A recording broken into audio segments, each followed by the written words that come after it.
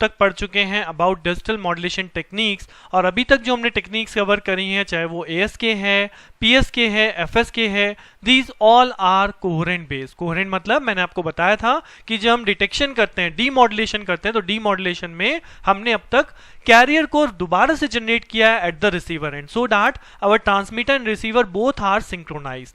Now in the similar way हम इस lecture में बात करने वाले हैं next modulation technique, that is called differential phase shift keying.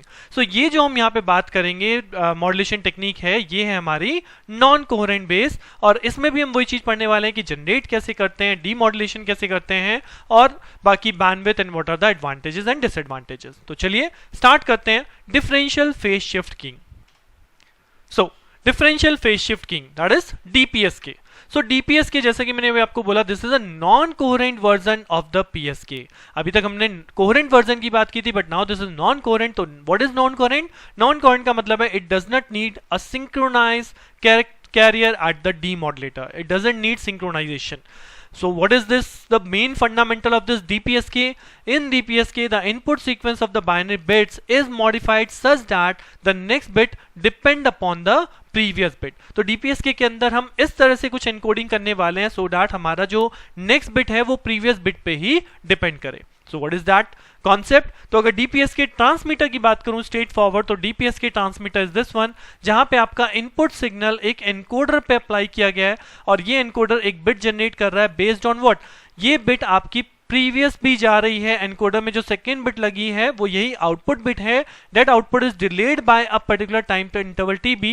यानी कि अगर हम बात करें कि इनिशियल सिग्नल यहां से स्टार्ट हुआ था, this is the time period TB, तो हमने इस आउटपुट को एक टाइम पीरियड TB से डिले कर दिया है। So it will be come over here, so that अब मैसेज सिग्नल और आउटपुट का जो डिलेड वर्जन है that will be combined together in case in encoder, and then it will produce the next bit. Now, what is the encoding? So, encoding के बारे में अगर मैं बात करूं तो encoding में यहाँ पे लिखा हुआ है encoding is done in such a way that the changing of bit in the given binary sequence with respect to the previous encoded bit is represented by symbol 0। यानी कि incoming bit और जो हमारी previous encoded bit है, अगर उन दोनों में change आया है तो that will be represented by a symbol 0। and if no transition means अगर यहाँ 0 है और ये bit भी 0 आ रही है, no transition है, तो that means यहाँ पे this will be represented by symbol 1। तो अल्टीमेटली अगर मैं इसे सेकंड दूसरे वर्ड्स में बोलूं तो बहुत सिंपल सा याद रखने का तरीका है इस चीज को कि ये जो एनकोडर है this is nothing but a XNOR gate, this is nothing but a XNOR gate. अब if you remember the XNOR gate, तो अगर XNOR गेट में दो इनपुट होते हैं तो जब दोनों इनपुट सेम होते हैं then we get the output 1। If दोनों इनपुट सेम होते हैं then we get the output 1। अगर दोनों इनपुट में डिफरेंस है then we get the output 0। Right, तो यही चीज यहां पे लिखी हुई है कि अगर हमारा बाइनरी सीक्वेंस और जो उसका प्रीवियस एनकोडेड बिट है वो दोनों कैसे हैं, if there is a changing of bit, अगर यहाँ पे बिट चेंज हो रहा है then it is represented by a symbol 0, और अगर बिट में चेंज नहीं हो रहा है then it is represented by symbol 1। तो इसलिए मैं इन शॉर्ट यहाँ पे याद रखवाता हूं कि कुछ नहीं याद रखना, सिंपली एनकोडिंग हो रही है, और एनकोडिंग किस बेस पे हो रही है, there is a XNOR gate over here. Right, तो अगर हम इसको एनकोड करें, अगर मैं इसका डेटा बनाना शुरू करूं बाय टेकिंग एन एग्जांपल, तो let us consider an example जिसमें हम यहाँ पे कंसीडर करते हैं, suppose we have a binary data b of k is equal to 001 001 0011। Right, I am considering this message signal. Now to generate the output code, हमने यहाँ message signal को तो लेट कर लिया, बट अगर मुझे आउटपुट कोड को generate करना है तो इसको इसके शिफ्ट के साथ जनरेट करना होगा ना, तो I required what, I required a delay version, I required the delay version of this output dk। सो यहाँ मुझे dk को इनिशियली कुछ लेट करना पड़ेगा, तो let dk will be suppose 1, initial bit is 1। So after particular time delay that is db, वो आपका इस मैसेज सिग्नल के साथ क्या होगा, इस मैसेज सिग्नल के साथ एनकोड होगा। Encode is nothing but XNOR operation. तो XNOR ऑपरेशन में भी हमने क्या देखा, if the bits are same then it will generate output 1, if bits are different then it will generate output 0। Right, so इसी चीज को यहाँ पे अप्लाई कर देते हैं। अब देखिए 1 विद 0 डिफरेंट है ना, तो डिफरेंट का मतलब 0, 0 with 0 now it is same, तो सेम का मतलब 1, 1 with 1 now it is same, तो this is 1। Now 1 with 0 different, different का मतलब 0, 0 with 0 same, that is 1, 1 with 1 that is same, that is 1, 1 with 0 again different, that is 0। 0 with 0 same, that is 1. 1 with 1 same, that is 1. 1 with 1 same, that is 1. So on the basis of simply XNOR operation मैंने हर एक bit को उसके next bit के साथ XOR operation perform कर दिया, XNOR operation perform कर दिया, राइट. नाउ नेक्स्ट थिंग यहाँ पे लिखिए what is the phase of DPSK. अगर आप फेज की बात करेंगे basically this is a PSK, phase shifting. तो if you remember phase shift में क्या होता था कि ये जो सीक्वेंस है this will be multiplied by the product modulator in which multiplied by this cos 2πfct carrier signal. तो कैरियर सिग्नल का फेज चेंज हो जाएगा with respect to this signal DK.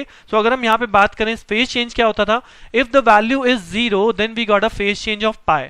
तो यहाँ पे फेज ऑफ डीपीएसके लिखने का मतलब है कि हम यहाँ पे रिप्रेजेंट करेंगे if the value is 0 then the phase is pi, if the value is 1 then there is no phase change, then there is no phase change, again 0 then there is a pi, 1 no phase change, no phase change, 0 then there is a pi, 1 1 1 so there is a 0 0 0 means no phase change, right. So this is the phase of DPSK signal. अब ये DPS के signal आपने transmitter से कर दिया transmit, तो यहां मेरा मॉड्यूलेटर पार्ट हो गया खत्म कि बेसिकली मॉड्यूलेशन या हम जनरेशन कैसे कर रहे हैं. अब यही सेम सिग्नल आपका रिसीवर एंड पे आएगा. अब जब रिसीवर एंड पे पहुंचेंगे तो रिसीवर एंड भी इस इनकमिंग सिग्नल को रिसीव कर रहा है. Now it will again compare this incoming signal with its delayed version. Now अब रिसीवर पे भी सेम प्रोसेस होगा कि इनकमिंग सिग्नल अपने डिलेड वर्जन के साथ कंपेयर होगा. सो कंपैरिजन कैसे करा, तो हमने यहाँ पे shifted version of encoded data, यानी जो डीके यहाँ पे अब रिसीव हुआ हमने मान लिया this is the receive signal, इसी का शिफ्टेड वर्जन मुझे यहाँ पे बनाना है. तो what is the shifted version, initial bit 1 थी तो ये 1 यहाँ पे आ जाएगा. Now this is shifted 0, shifted 1, shifted 1, shifted 0, shifted 1, shifted 1, shifted 0, then 1 and then 1. तो this is the shifted encoded data.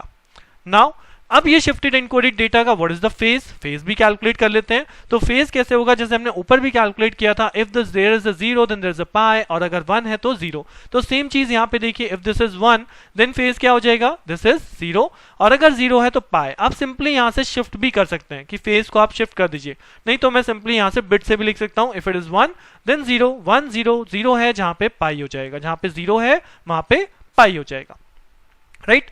तो this is the phase of shifted DPSK signal. अब क्या हो रहा है, now this when the phase is 0, now when the phase difference is 0 between what, between these two element incoming DPSK and the delay version. तो अगर delay version के बाद मुझे phase 0 मिल रहा है तो what is the incoming signal, this is the phase of the incoming signal and this is the phase of the shifted version. तो अगर इन दोनों के बीच में phase difference है, जी हाँ phase difference है, 0 और पाई का phase difference कितना हुआ, there is a phase difference pi. So अगर यहाँ पे phase difference है तो इंटीग्रेटर मुझे आउटपुट देगा नेगेटिव, और अगर फेज डिफरेंस नहीं है तो इंटीग्रेटर मुझे आउटपुट देगा पॉजिटिव. तो यहां जो लिखा है this is phase comparison output, यानी कि ये इंटीग्रेटर आउटपुट आप कह सकते हैं. तो अगर यहाँ पे फेज डिफरेंस है तो दिस इज नेगेटिव, यहाँ पे फेज डिफरेंस है नेगेटिव, फेज डिफरेंस नहीं है पॉजिटिव, फेज डिफरेंस है नेगेटिव, फेज डिफरेंस है नेगेटिव, फेज डिफरेंस नहीं है पॉजिटिव, राइट. फेज डिफरेंस है नेगेटिव, फेज डिफरेंस है नेगेटिव, फेज डिफरेंस नहीं है positive positive, right.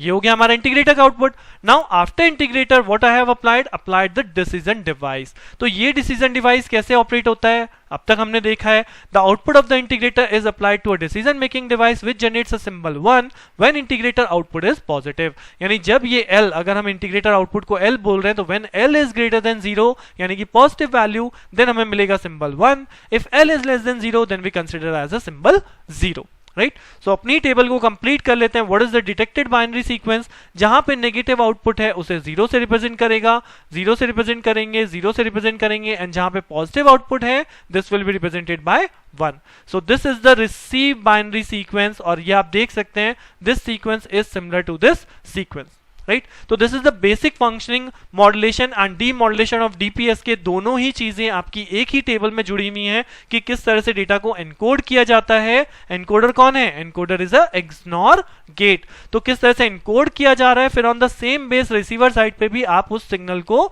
Delay element से कंपेयर कर रहे हैं, उसी के डिले फॉर्म से कंपेयर कर रहे हैं, and we will again find out the phase difference.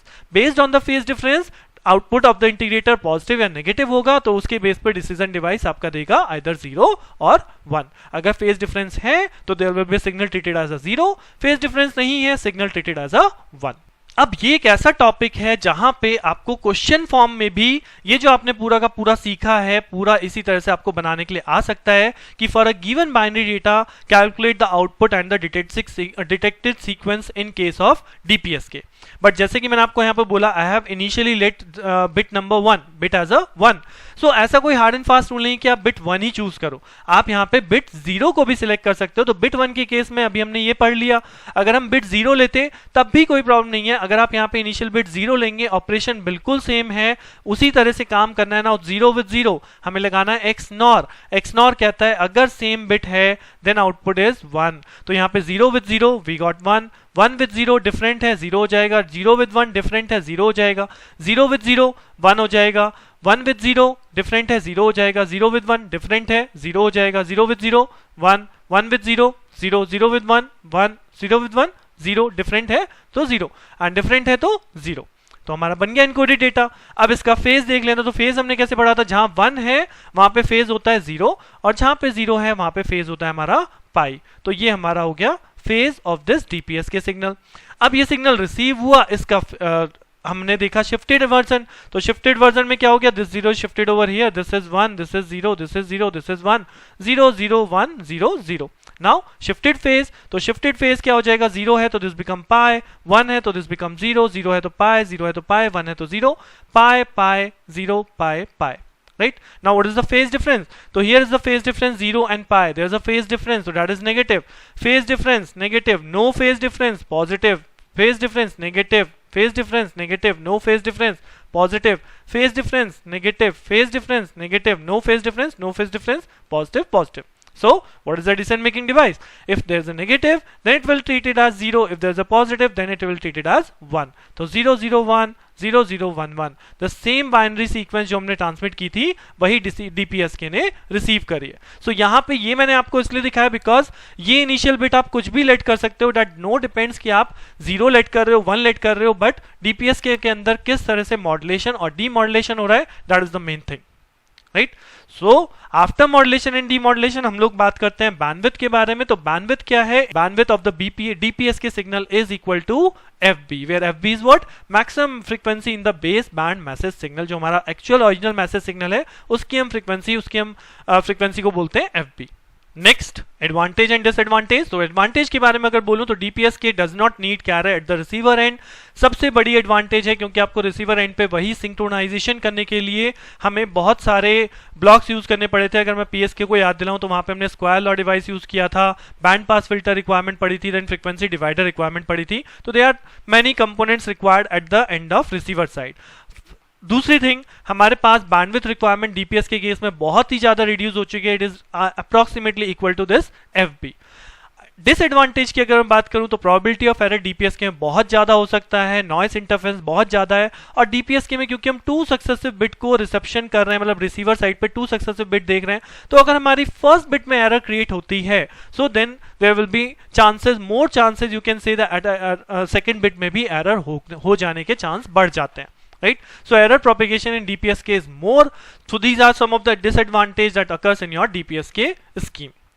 So after that मैं कहूँगा DPSK आपका फिनिश कैसे जनरेट होता है, कैसे डीमॉड्यूलेट होता है, प्रोसीजर बहुत इंपॉर्टेंट है, किस तरह से आप DPSK वेव को जनरेट करते हैं, सीक्वेंस को जनरेट करते हैं। सो इस लेक्चर में यहीं तक रखते हैं। नेक्स्ट लेक्चर में आपके साथ मिलेंगे जहां पे हम नेक्स्ट मॉड्यूलेशन टेक्निक डिस्कस करेंगे, and that is another important modulation technique that is called quadrature phase shifting QPSK। सो मिलते हैं नेक्स्ट लेक्चर में। Thank you.